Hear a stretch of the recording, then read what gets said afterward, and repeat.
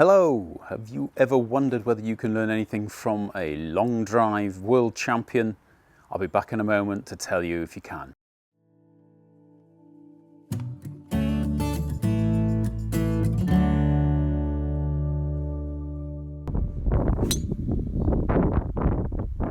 Hello! A couple of weeks ago I had the pleasure to work a day at the Callaway Kings of Distance with a guy called Joe Miller. Joe Miller is the 2016 longest drive world champion, and this guy knocks the golf ball a country mile. We're looking at 155 mile an hour club head speed and a carry length of anywhere between kind of 330, 350 meters. In fact, we made an attempt, or he made an attempt rather, on the 18th hole at Fontana in Austria to hit a ball over the water directly onto the green. And I'll probably show you a video of that a little bit later, but not in this video, another video, as it will come later in the week.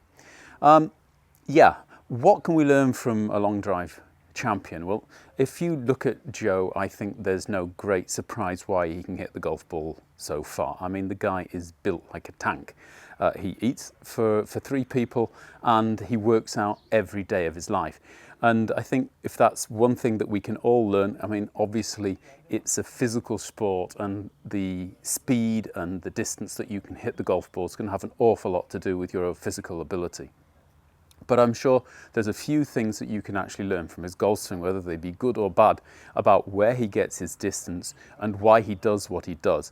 And he's doing a lot of good stuff. I mean, this is probably a +1, +2 handicap golfer when he just goes out for a round of golf. Obviously, in a long drive contest, it's all about hitting it as far as you can. But he can hit a fairway as well when he has to. So let's have a look at his golf swing and see what you think. The first thing you've got to look at in his golf swing is, you know, really his address position. He's got the golf ball right off the edge of his left toe, and he's stood with his feet pretty wide apart. So what he's actually doing here is he's getting his kind of axis behind the golf ball, which means that the deepest point in the swing is actually before he gets to the golf ball, and he's hitting it in the upswing. Joe's using a driver with just 1 degree of loft, and he's hitting it around about 12 to 14 degrees in the upswing. So the thing's taken off like a wedge, but it just never comes down. And this is one of the most impressive things you've ever seen when you watch him and hear him hitting a driver. But it's not just the address position is the reason that he actually plays there. Otherwise, the address position looks pretty standard. He's got a good spine angle, he's got good posture to the golf ball. Everything starts to look a little bit different when he starts moving. The first part of Joe's swing is also not so extraordinary. Maybe the only thing that you can really see is kind of how he moves off the ball a little bit. But we are talking about a little bit. If you actually look at his chest position and his head position, you can see a very slight movement out of the center, but it always looks bigger on video than it actually is. We're probably only looking at a couple of centimeters, but he's moving out behind that. Why is he doing it? Most probably to get even more hit in the up. If he can keep that position, that head position behind the ball, keep the axis stable, then what he's actually doing is moving the deepest point further back in stance and hitting it in the up. Why doesn't he do that in the address position? Good question. Probably because his swing has always had a little bit of kind of a shift into the right side, and he finds if you put the ball even further forward, he just doesn't hit it as consistently as that, because he would make this move anyway. We've always got to remember that we all have our own little kind of idiosyncrasies and our own personal little movements. But if you look at the golf swing otherwise to start, he's actually taken the golf club back pretty much as I would like him to, just basically turning his upper body, keeping the arms quiet, letting the club go back low, getting as wide as he can, and allowing his, in this case, his weight to transfer a little bit into the right side. Taking it to the top, you can start to see differences, but also not very many. There's a lot of really good things here.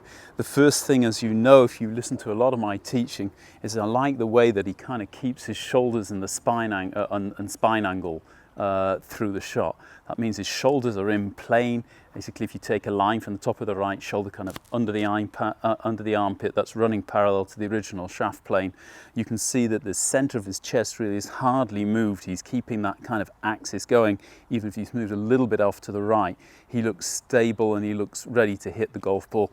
The golf club is parallel to the ground. So these are all things you want to be trying to get into these positions if you possibly can. The main difference, and something which you can see, is the amount of movement he's got on his right foot or left foot and leg. As he takes the club back, he's lifting the left heel and allowing the left knee to move over to the right. Now that's pretty difficult to do and still stay in your spine angle, because it's almost a bit like a ship kind of letting the anchor go. You could actually tend to wander off to the right side. So not necessarily something that everybody wants to be practicing.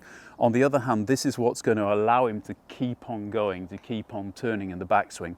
And whereas we'll all be quite happy with the club parallel to the ground, that's where basically you could say for Joe it's a half swing. So at the top of his swing, I'm not even going to try and get in that position. That is really where he's taking a massive run up at the golf ball. What's really cool is the way the golf club, you can actually see the golf club coming down behind him and it's still running parallel to the original path plane. So that really means if he can just rotate on that plane, he's going to pull the club straight back where it started from, which is absolutely fantastic. On the other hand, you got to admire the guy. He's got a bend in his left elbow, he's got loads of movement in his left knees, his left heel is totally off the ground, and he's still stable over the golf ball. This takes a lot of practice, and it shows not only what a powerhouse Joe is, but what a talent he is as well. And it would be really interesting if maybe he'd kind of just play golf for a living, what he could actually do on the tour. But let's have a look at the way that he gets it down or back from here, because if I was in that position at the top of my backswing, I'd need a navigation system to get back to that golf ball. So quite obviously, he starts the downswing by stamping his left heel back down into the ground. That will start the leg movement, which will start the hip movement, which will help the shoulders to start to rotate. But one of the things you see in Joe is one of the things you see by all the great players, Dustin Johnson, Tiger Woods, is as he starts down with his lower body, the club hardly moves. The club is basically staying up there, which means it's increasing the X factor. His arms are totally passive at this stage. Now, usually if you were to do that and you get that amount of hip rotation, you would get more shoulder rotation and the club will come down further, and that's perfectly okay. That's just a physiological thing. But what's important is that your arms stay passive. So if you can get this kind of transition phase done with and your arms are still not in the slightest bit interested in hitting at the golf ball, then really you've probably negotiated the most tricky thing in a golf swing. As he brings it down to this position where he's only around about kind of 30 milliseconds away from hitting it, you can see a lot of kind of similarities with the tour pros now.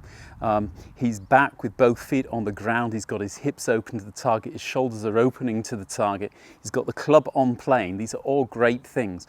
What looks probably a little bit crazy with him, but you can see it in McIlroy and in Woods as well, is this kind of rounding of the back. But with Joe, he's got his chin is almost on his chest at this position. I hope that didn't get too loud on the mic there, because what's actually happening is by getting this rounding, getting his head down, he's helping himself to keep the spine angle and the distance that he is away from the golf ball. And the reason for that is he uses the ground. He's pressing off the ground at this moment. That means that his bum is actually starting to try and move away from the ball. And these are kind of these resistance forces that you use, a bit like if you were throwing a javelin. When you're throwing in one direction, you're pressing in the other. The more forces that he applies to the ground, the more forces would indirectly be applied to the golf club, and that helps to give him some of the club head speed that he generates, which is absolutely fabulous. So here we're only a few milliseconds away from impact, and the guy is really loaded for an explosion through the golf ball. Just a couple of milliseconds after impact, and both of his legs and both of his arms are totally straight. So he has these oppositional forces working through the impact, At the same time, he's keeping the distance between his swing axis, the center of his chest, and the ball the same. And that's why he's got this really kind of curious kind of head position, his head being very low. But you can see he's kept his bum away from the ball. He's got his hips out of the way in the downswing. He's got his right shoulder down. These are all, again, great things to be kind of looking at in any golf swing. But the thing that really stands out with Joe is the way that he's really kind of used his legs and his arms to actually generate the maximum possible acceleration on the golf club through impact. What you'll see a lot at the end of Joe's swing looks like he's almost kind of losing his balance, but if you actually stop the swing just before he moves his right foot, you'll actually see he's in perfect balance. He's actually turned around behind himself, and basically this step forward is just kind of using the rest energy. You've got to remember that this guy's club head was moving at 155 miles an hour just a fraction of a second ago, and it's not lost all that speed just because he's hit the golf ball. This thing is still going around, so it's still applying forces to his body after he's hit the ball. This isn't because he's trying to get through the ball with his right foot. It's not because he's trying to slide or generate any more extra energy from that. It's simply the fact that after he's actually reached this position, the golf ball's gone, the club is still moving very, very fast, and it's saying to his body, come with me, and so he goes with it. Why not? One of the things to remember always when you're playing this game is it really doesn't matter what it looks like. It's just got to be functional, and that is most certainly something you can say about Joe Miller's swing. Again, something, if you look at it in normal tempo, very difficult to pick out. You would think there's hardly anything there that you would want to do, but in truth, there's only very few things that you don't want to do. He's doing an awful lot of great stuff in his golf swing, and it's something really to admire, the kind of distance that he hits it. As I said, in a couple of weeks, I'll post a video from Kings of Distance in Austria where Joe tries to hit a 350-meter distant green over water. That's something to look forward to. Otherwise, I hope you enjoyed the explanation. If you did, hit the like button as always. I'll leave my philosophy on golf up here in the left-hand corner if you're interested in my ideas about a golf swing.